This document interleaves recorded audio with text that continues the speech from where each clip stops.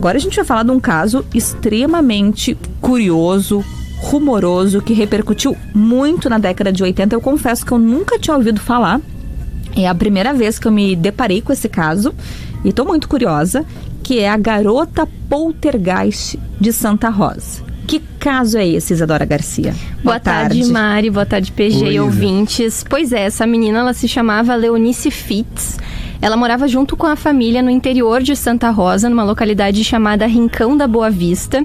A Leonice já faleceu há 15 anos, 2010. Em junho, ela tinha 35 anos, ela teve um câncer ósseo. Mas falando sobre o caso, a maior repercussão então foi em 1988. A Leonice tinha 13 anos exatamente naquela época. A família contou a Zero Hora que em novembro do ano anterior começaram a aparecer alguns fenômenos. Papéis picados embaixo da cama da filha, sem uma explicação. Depois vieram os ruídos nas paredes, as lâmpadas também que explodiam quando a menina olhava e os baldes de água que se mexiam, se locomoviam de um lado para o outro. Numa outra... imagens, enquanto a Isadora fala, na nossa live a gente está vendo imagens da garota poltergeist na época de 1988, né, Isadora? Arquivo da RBS TV, aliás, então quem puder assistir em imagens, acho que vale a pena. E aí, numa outra entrevista, Mari PG, a mãe da menina, a Emma Fitz, ela disse que notava, na verdade, que a filha era diferente das outras crianças desde pequenininha, mas aí, por volta daquela idade dos 13 anos, todos os fenômenos começaram a ficar mais intensos. Eu conversei com um radialista lá de Santa Rosa, o Luiz Evandir Rodrigues da Rosa.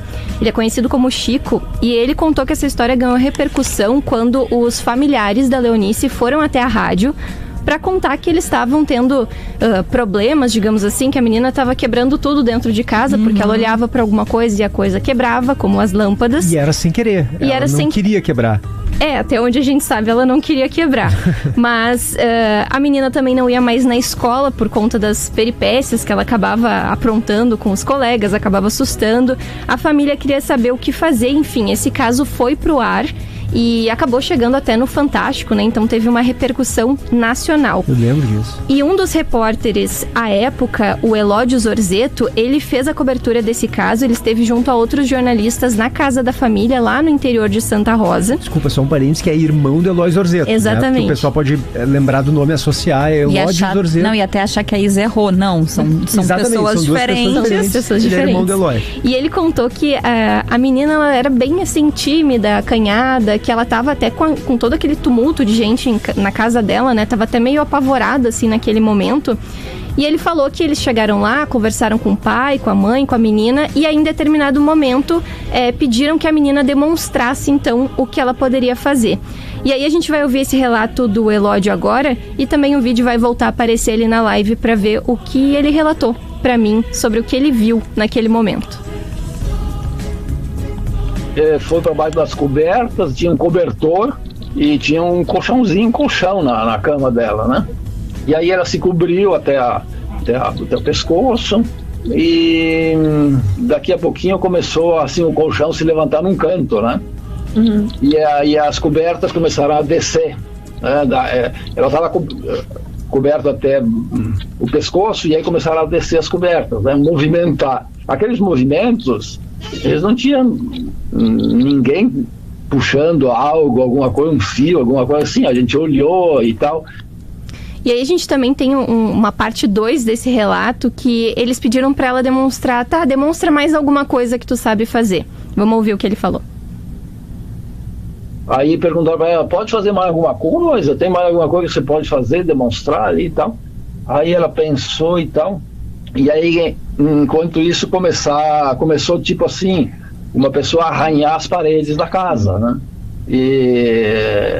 E todo mundo parou e ouviu e ficou prestando atenção naquilo ali, alguém arranhando. E aí um jornalista disse, dá uma olhada, disse para outro, dá uma olhada pro lado de fora se tem alguém ali do lado de fora arranhando, né?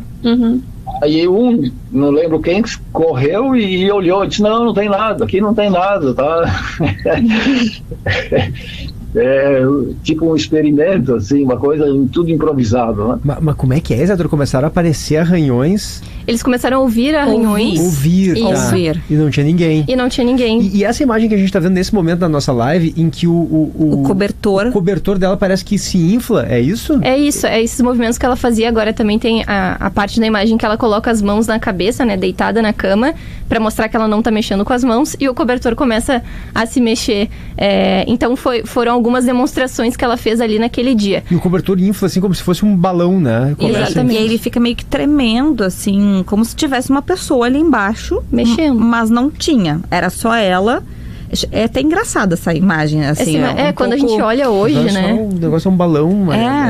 Não, é que assim, quem tá lá e viu, vai poder atestar que não tinha ninguém, né? Mas se tu olha só o vídeo, parece que tem alguém ali embaixo que tá fazendo... que pode ter, exato. Que pode ter alguém ali embaixo fazendo esses movimentos. Ou puxando, de fato. Inclusive esses dois, o radialista e o jornalista com quem eu conversei, né? Eles falaram assim, se não tivesse imagens que mostrassem isso hoje, talvez a gente só falando ia parecer até loucura, assim, ninguém acreditaria, né?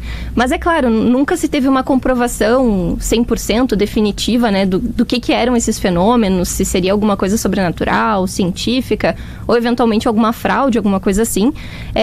Mas enfim, ocorriam e se teve esses relatos não só dessas duas pessoas com quem eu conversei, como também a família, já apareceu em documentários, ex-colegas de escola também, enfim, sempre relatavam essas habilidades que a Leonice tinha. Inclusive tu citaste, né, que ela saiu da escola. Isso. Por mau comportamento, entre aspas, porque ela fazia coisas na escola também. Algumas traquinagens, talvez, com alguns colegas, e acabou que parou de estudar. Exatamente. Ela não parecia se incomodar muito com esse poder, entre aspas, dela, Isadora. Não, o que me relataram é que ela se divertia, na verdade, com aquilo. Não era algo que fazia mal a ela. Pelo menos não dava essa impressão. E aí, inclusive, na época, com toda a repercussão, um padre aqui de Porto Alegre, o Edvino Friedrich, ele era parapsicólogo dessa linha, tipo o Padre Quevedo, né? Uhum. E ele foi a Santa Rosa pra ver esse caso, já que ele já tinha, digamos assim, tratado casos parecidos. Ele foi a Santa Rosa, ele conversou com a menina e ele disse que se tratava de um caso normal e corriqueiro de parapsicologia.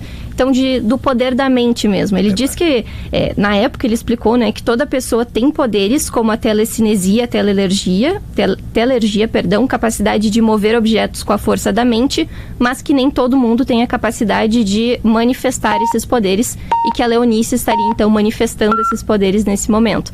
E aí tinha uma forma de... Normal e corriqueiro, eu acho que é um pouquinho de exagero do padre, mas acredito que possa ser forçadamente, claro, é possível.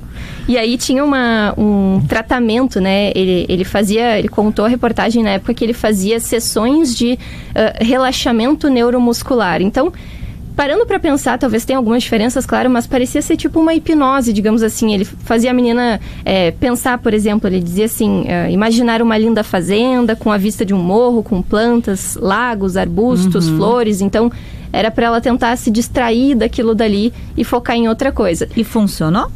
Aí é que tá, né? A gente tem o nosso ex-colega, o Nilson Mariano, grande repórter, ele entrevistou ela em 2010, mesmo ano em que ela acabou falecendo, e ela disse que ela conseguia ainda fazer, né? O que ela essas quisesse. Imagens que a gente tava vendo agora na live dela, um pouco mais velha? Ali ainda não era 2010, se não me engano era 2002, mas ela já era adulta, né? Inclusive, quando adulta, ela chegou a trabalhar como doméstica, depois ela teve, tipo, um trabalho semelhante, assim, à cartomancia, alguma coisa nesse sentido, assim. Eu te interrompi, desculpa, aí tu disseste que mesmo em 2010 ela dizia que ainda conseguia fazer esse tipo de coisa. Ela conseguia fazer, ela só evitava porque ela não sabia como controlar isso aí depois. E também não teria quem a ajudasse nesse sentido, né, de como controlar. E ela morreu aos 35 anos. Aos 35 anos. A gente, na reportagem que está agora em GZH, inclusive, tem fotos do túmulo dela lá no interior de Santa Rosa.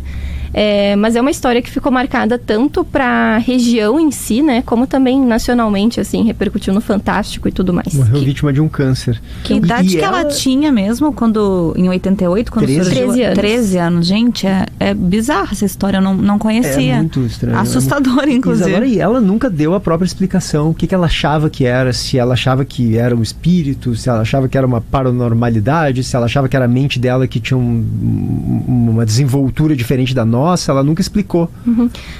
Tem algumas reportagens assim que a gente consegue encontrar pelo nosso arquivo, algumas mais antigas, quando ela era um pouco mais nova. ela dizia que seria o espírito de uma mulher que falava com ela e que essa mulher estaria voltando porque teria ouro debaixo da casa. Alguma coisa nesse sentido. Só que o pai dela, pelo que relatou a reportagem, o pai dela chegou a cavar onde ela indicava e não tinha ouro nem nada. E depois, quando adulta, inclusive nas imagens... Desculpa, Rina, com razão, né? Eu também faria isso, eu acho.